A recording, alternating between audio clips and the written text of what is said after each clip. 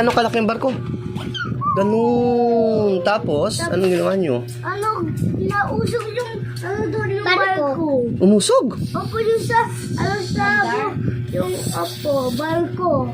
Ang barko. Kasi yung barko, nabubutas talaga po. Ano bubutas? Hindi lulubog po yung pag nabutas. Tayo, kalaan yung barko, yung may bulak-bulak doon. May bulaklak. Opo. Tapos may muusog sila doon. Opo. Oh, musog. Tapos. Mama! Ay, tumama sa gilid. Ay. Bakit? Bakit? Ano yan? Ano nakita nyo doon sa ano? Sa yung mga bata? Anong ginawa ng mga bata? Nag-swimming. Nag-swimming? Saan sila nag-swimming? Sa dagat. Sa dagat. Sa Nung nasa probinsya. barko kayo. Opo. Tapos, may naghahagis ng Bato. ng piso. Piso. Tapos, anong gagawin ng mga bata?